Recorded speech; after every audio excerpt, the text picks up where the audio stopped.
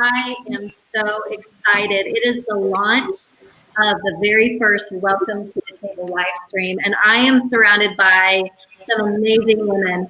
First of all, I want to say that for those of you who are joining us, whether it's from Facebook or LinkedIn, or maybe you're on the Giant platform, we are just so grateful that you've taken some time out today to be with us. So thank you so much, and we hope that this is just going to be an amazing conversation today, and we're glad you're here.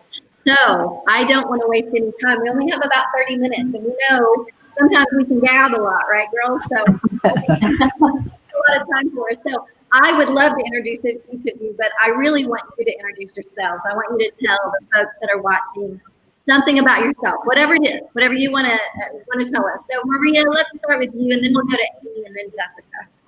Absolutely. Welcome, everyone. Thank you for joining us. My name is Maria Guy, and I am coming to you from sunny Albuquerque, New Mexico. And I am married this January. It'll be 29 years. I got married when I was 12. Just kidding. No, I did grow up in Texas, but not, we didn't do that kind of stuff. So my background is in construction. I spent 20 years in the construction world. So a lot of my clients end up being architects, engineers, construction subcontractors. Absolutely love what I get to do. And I've been doing Giant. I'm wrapping up my 6th year, starting my 7th in January. Amy. That's awesome. Hi, I'm Amy Norton, coming to you from Nashville, Tennessee. It's a beautiful day here too. I'm so glad we've got sunny weather for a Monday, right before Election Day. Hope everybody's going to get out and vote. I think that's awesome. I have been married not quite as long as Maria. 27 years is coming February. I'm an empty nester, 2 kids out of college, in college, and it's a great season for my husband and me. I spend a lot of my time working in the military and in the financial services sectors, as well as with a number of startups, entrepreneurs. So I love the work that I get to do. And I'm like Maria, I've been around for about 6-7 years. So it's fun that we're a little parallel there. Jessica? I'm Jessica Rimmer, and I'm in Oklahoma City. So I hope there's a few Okies on the chat today. It is also beautiful here. After an epic ice storm, I don't know if you guys know anybody in Oklahoma, but it was an epic ice storm. It's now beautiful and sunshiny. I have been working with the Giant tools for 6 years, but I've only been consulting full time I'm working on 3. I'm heading toward 3. So excited to be here. I've been married 12 years, since we're sharing that, 12 years and 3 kids, and lots of degrees in our home. We call it the doctor's Rimmer, because I got my PhD and my husband finished medical school. And so lots of school, lots of kids, lots of change in the Rimmer house. Oh, I love it. And I'm Tracy Rader. So I'm on the headquarter team here at Giant. I'm actually the director of implementation. I've also been married 27 years, Amy, and I am also an empty nester, which all of you out there, it's something to look forward to. I adore my children, but I also really adore my husband, and it's fun to be back together again, just the 2 of us. I've been with Giant about 2.5 years, but we have a saying here. We say, I was a client, but now I'm a giant. A lot of people become giants because they have been in a class, or they've seen a tool, or they've written or read a book from Giant, and they're all in. And that's kind of what happened to me. And so welcome from all of you. And I see a lot of fun people. I was going to start naming names, but I better not, because there's a lot of people coming through right now. So just welcome all of you. And I see that there's women on with us, but there are, of course, men too. And I want to make a point that this is not just a live stream for women. This is a live stream for everyone. Everyone's invited. So I want to start this way. Amy, will you define for us what is leadership, and why specifically, because I want the men to hear this as well, why do women tend to have to feel like they have to be invited to the leadership conversation? Yes, I've been thinking about that today as we've been approaching getting started with our live stream. And when I think about leadership, sometimes it's easier to think about what it's not. And what I know it's not is Tina Fey bossy pants. It's not about, you're nobody until somebody calls you bossy. It's definitely not about positional authority and title, but it is about something really important, and that's called influence. And influence is really about being significant and memorable in the lives of everyone in your circle of care, whether that's home or community or your team organization, whatever the context. And when we think about it from that perspective, that that gives us a different way to look at what leadership is, because we're leading every single day. And when I think about invitation and being invited to lead or being invited to be part of something, it really is about belonging. And I think as humans, we have a fundamental need and desire and drive to belong.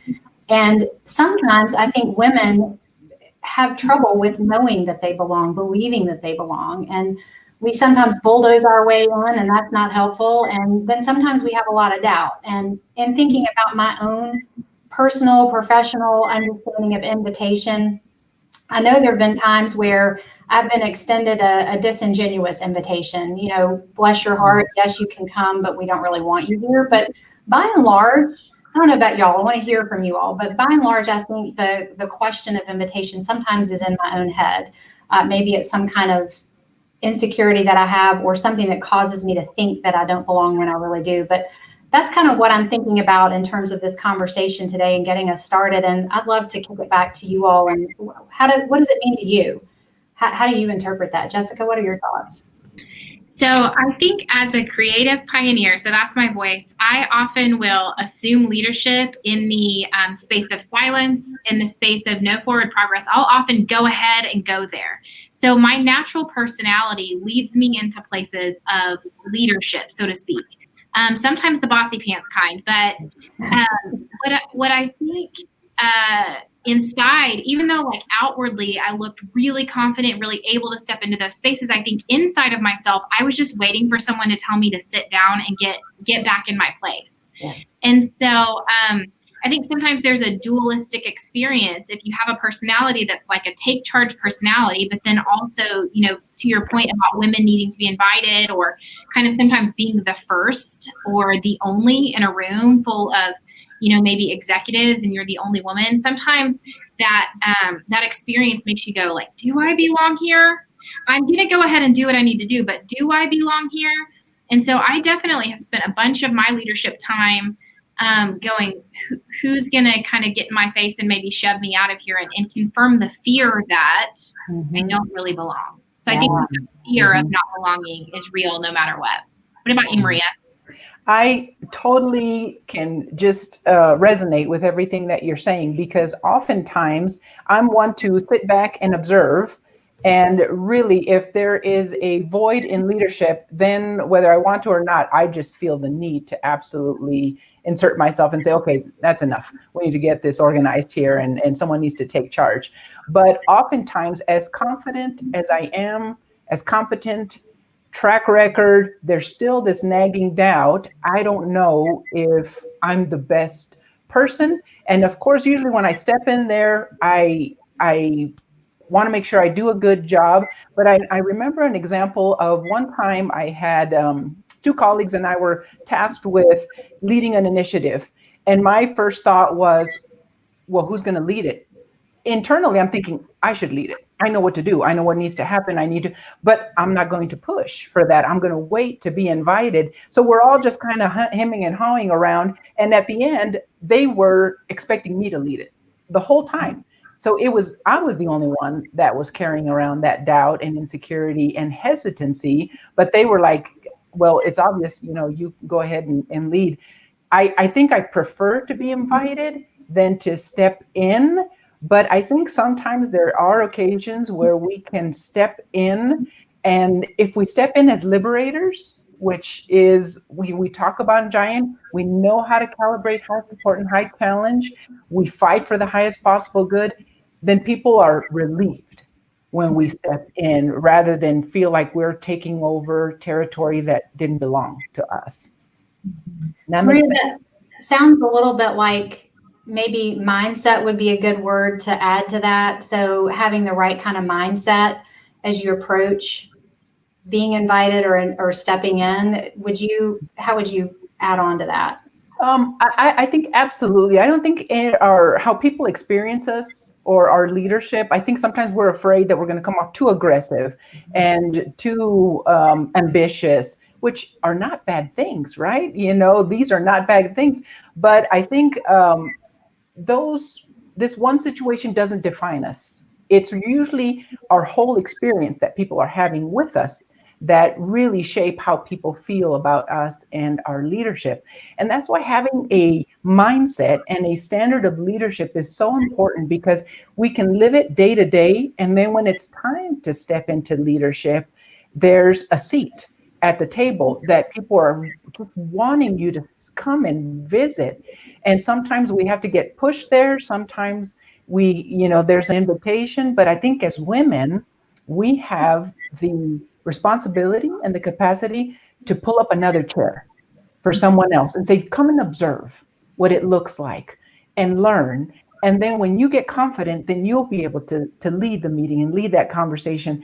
But I don't know. I grew up in a small house, 8 people.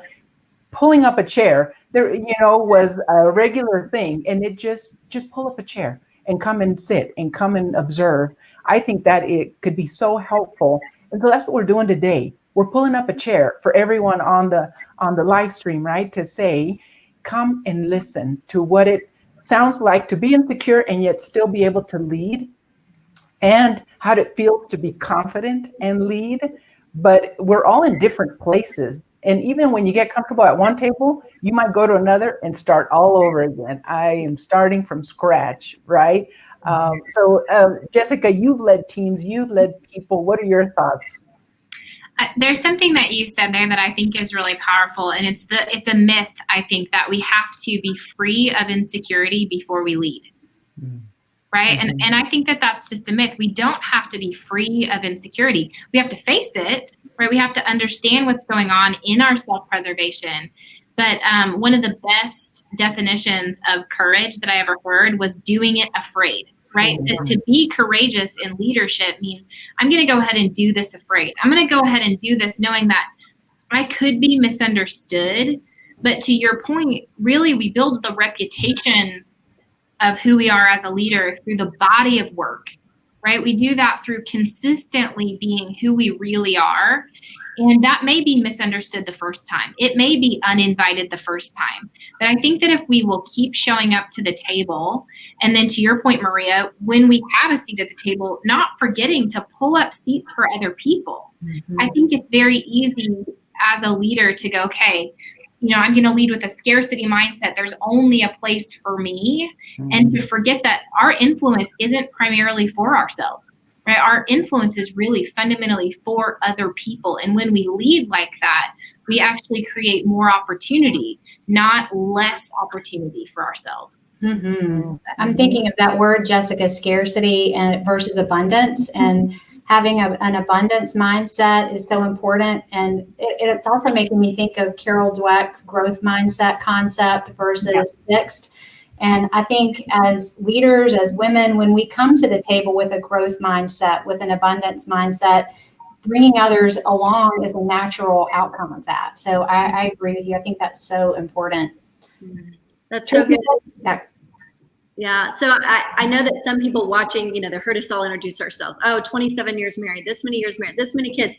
There are women that are here, or maybe there are women that didn't come because they said, well, I don't belong in this crowd right here. I don't have a career, or I'm single, or I don't have children, or whatever it is. So what would you say to that woman? Jessica? Yeah.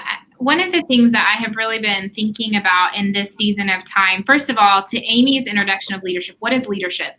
Leadership is influence, right? And influence is something that we steward wherever we are. So we have to first know ourselves to lead ourselves. So even if the only person sitting at the leadership table is us, we still have a responsibility to know ourselves and lead ourselves. But then, the circles go out. We have influence in our family, in our team, in our organization, and in the community. And maybe we don't have a team or an organization. Maybe we only have the community, our family, and ourselves.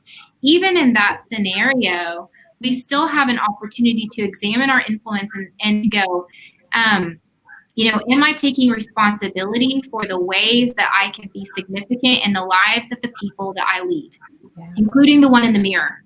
Mm-hmm. I'm taking responsibility there. And I think that's really where it starts. And so in that way, we're all leaders.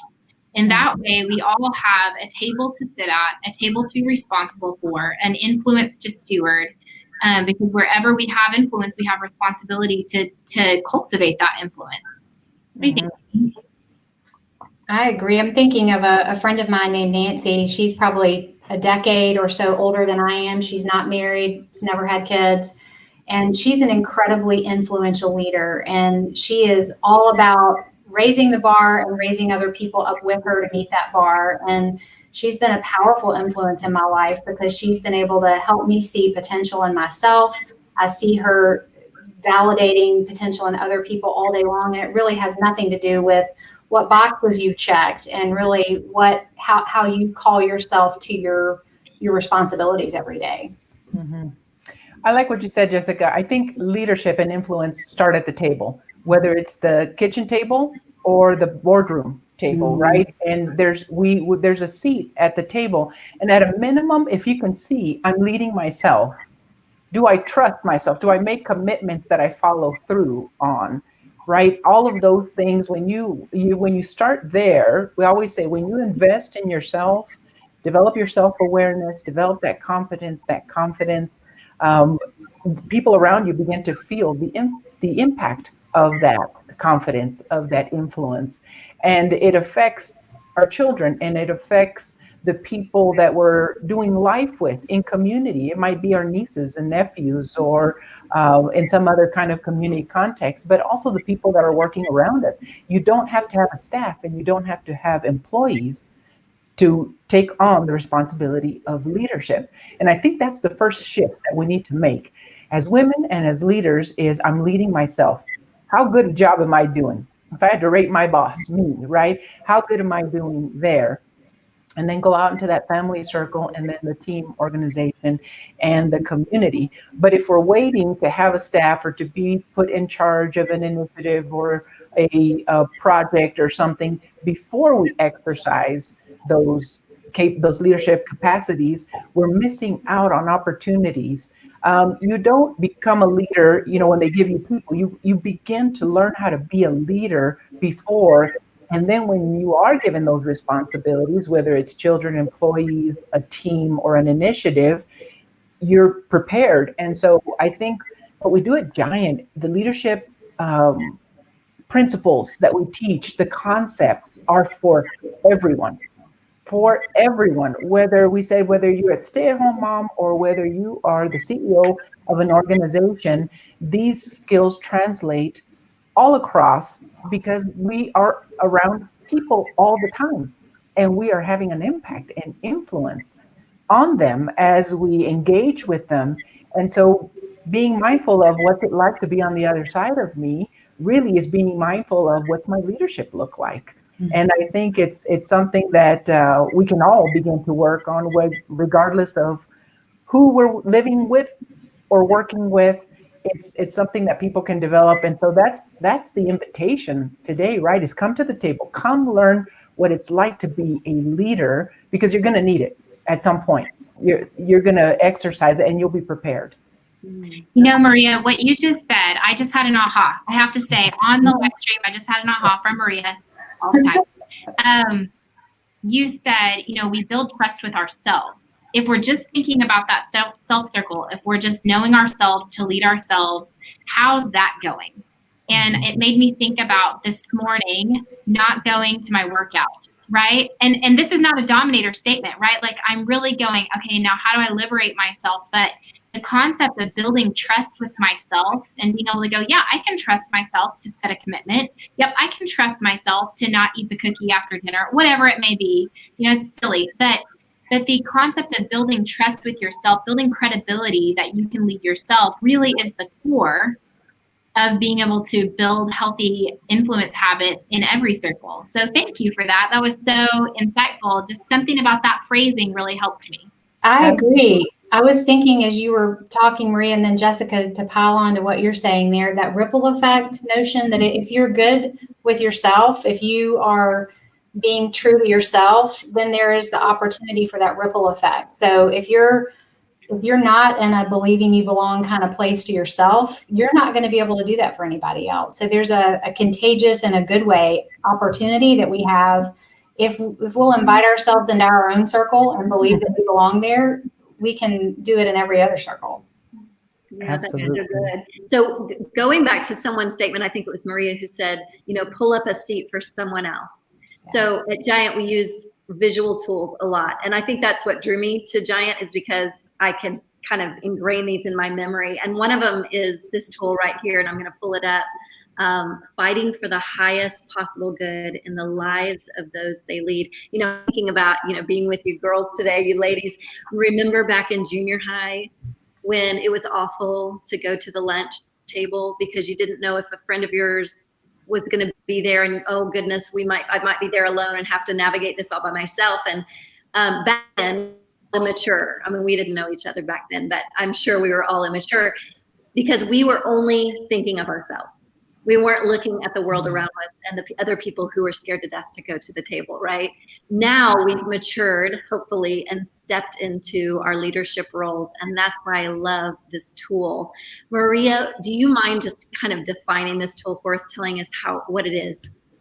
Absolutely. A leader needs to have a mindset, a standard that they constantly can go back to day in and day out, regardless of who they're interacting with, regardless. And that standard for us is to fight for the highest possible good in the lives of those you lead. Whether you're leading yourself, your children, your staff, your employees, volunteers, whatever it is, to fight for the highest possible good is to eliminate personal agendas, to eliminate what's convenient for you, and to begin to think about, what do they need from me? What does it look like? And you calibrate two things. You calibrate high support and high challenge. And the reason leading is hard is because you have to figure out that combination of support and challenge for each person, and each one requires a different calibration. But if you will take the time to figure out how to fight for the highest possible good in the lives of your children, your employees, your coworkers, your friends, your mom, your sister, your husband, whatever it is, it will impact every relationship you have. And you don't have to go back and find something to fit that situation. This fits every situation. This is the ideal. This is the standard that we shoot for. That's what we call it, that mindset. If we can begin to adopt that, it will change our lives. It is one concept, but it'll take you a lifetime to master, but it's worth it. It's absolutely worth it. So true. Jessica, anything to add to this? I can remember early on in my career getting some advice from a more seasoned woman at the university. And, I was young and I led student life. And so sometimes I wore t-shirts and jeans and one day I said, hey, do you think that it matters if I wear blazers and suits to work? And she said, actually, I do. She said, I get ready every single day for work so that I fix my hair, I do my makeup, and I get ready for work so that I can get out of my own way. And I think that sometimes we need to do that, right? And I'm not just talking about getting ready, but I think we need to settle ourselves. Am I at peace with me? Am I humble and confident and secure? Am I okay on the inside? And we need to settle it before the day begins so that we can get out of our own way, so that we can fight for the highest possible good in the lives of those that we lead. So that's settling it within ourselves. That's fighting for us starting out. But then once I do that, I'm out of my way so that I can see every person, even the little people, even the person at Starbucks. I can see every person as someone who needs liberation. Not that I'm some sort of savior, right? But that I'm looking for opportunities to be a liberator. I'm looking for opportunities to fight in a good way, not fight on social media, fight for the highest possible good in the lives of those that we lead, which sometimes actually means shutting it up, right? But most of the time it's answering those questions. Do they need more support or more challenge from me? Are my expectations clear? If I have frustration, I have an expectation, right? So I need to work through those questions with whomever I'm leading, whether it's a client, a friend, or a family member. And as I do that day in and day out, to Maria's point, then I'm going to live a lifestyle of liberation that really is about other people and not about me.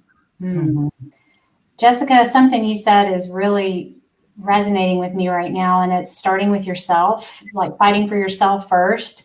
I've heard, and I think we probably all heard the definition of humility is that it's not about thinking less of yourself, it's thinking of yourself less.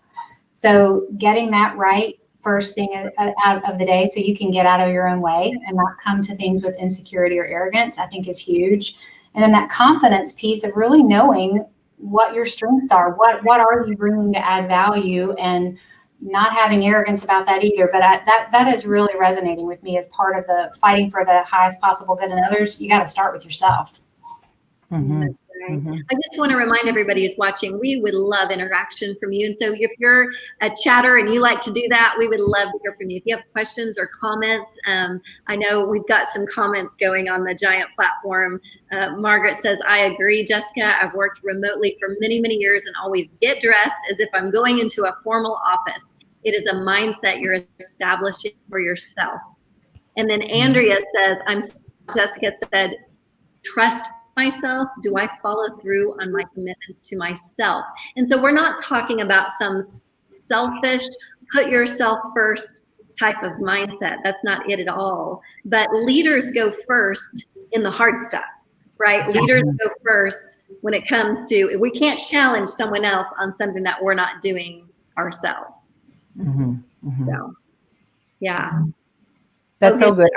I like the idea of getting out of our own way. And I think part of that is understanding our own wiring and understanding who we are so that we don't show up trying to be someone that we're not. Yeah. So I think that is a mistake that we make. We see a strong leader and we think that's what leadership must look like. So I have to be that. And either it's intimidating because I can't be that, and so I stay back here, or I am disingenuous and I feel like I'm wearing someone else's clothes, trying to be someone that I'm not. So understanding that all of us can lead, regardless of our wiring, but we've got to lead genuinely understanding who we are.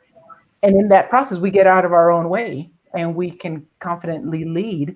And so I want to just encourage women who are listening, whether you feel like you deserve to be there or not, you absolutely can lead. I have seen many women over the years that I've worked just gain that confidence because now that I understand myself, I know who I am. And so I can move with confidence and humility and strength and do what I need to do for my family, for my team, for my church, for my volunteer, or whatever it is.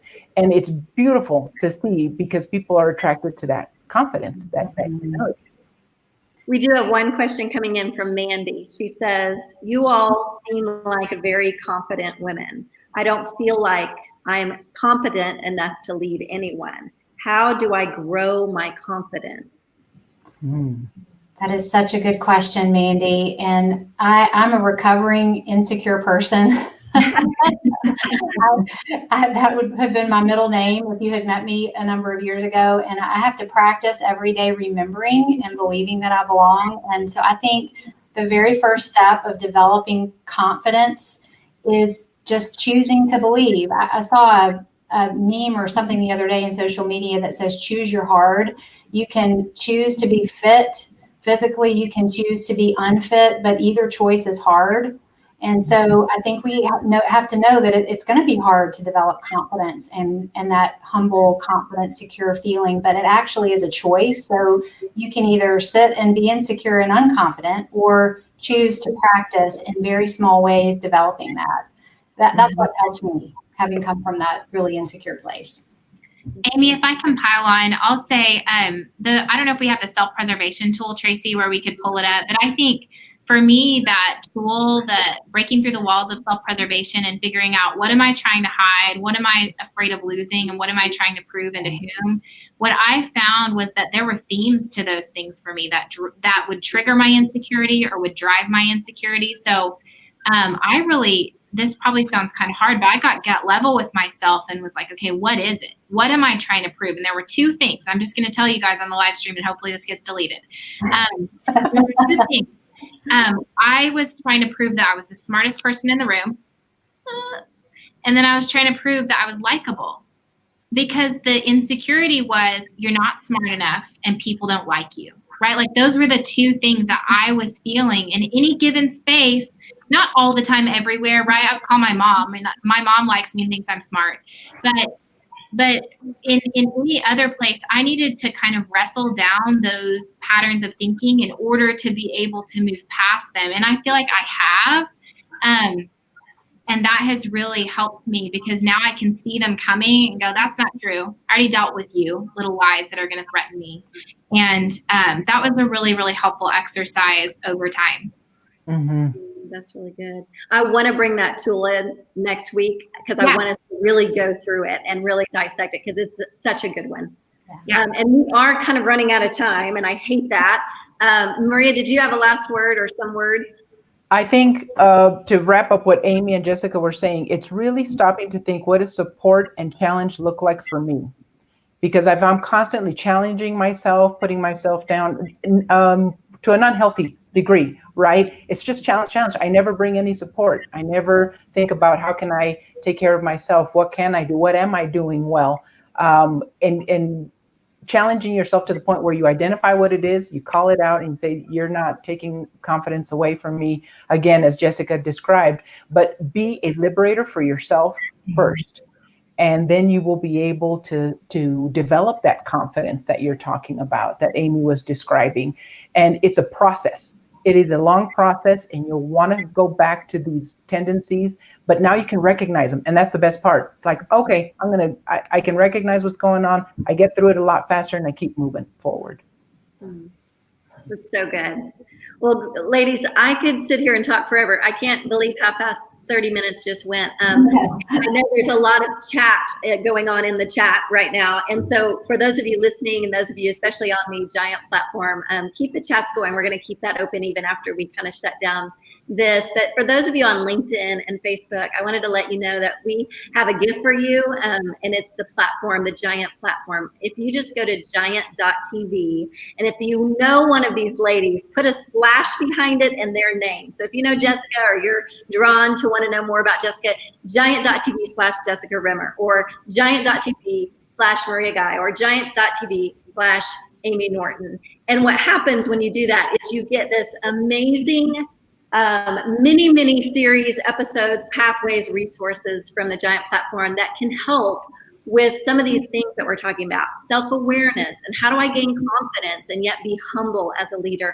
How do I give support and challenge? How do I liberate my family, my children, my husband, my coworkers? All of those things are addressed in the Giant Ascend free account. So giant.tv / whichever these ladies, and you will be amazed at how many hours and hours and hours of content are on there for you to grow and learn. But also, these ladies are available and are consultants. And so if that's something that your company is interested in, these are ladies that you could reach out to as well. And you can always email me to get information about that, tracy.rader@giantworldwide.com. But we want to keep this conversation going week after week. And so we want you to come back. And next week, we're going to talk about all things gratitude. And do we have a mindset and a heart of gratitude as women and as leaders? Those of you who are men, do you have a mindset of gratitude? And so we invite you back, same time, same place next week, but we want you to bring friends. We want you to tell your spouse about it, your mother, your sister, your daughters, whoever, bring them back with you. So thank you again for just having a midday break and spending it with us. We really appreciate it. And again, the chat is going to be open for a little bit, so keep the chat going. If you have questions that we can address possibly next week, put them in the chat and we'll try to get to all of those, okay? So Jessica, Amy, Maria, thank you so much. It's always a pleasure. I always learn from each of you. Any last words, Jessica? It feels like you have something on the tip of your tongue. No. I just was saying, you're invited. Bring your friends back, right?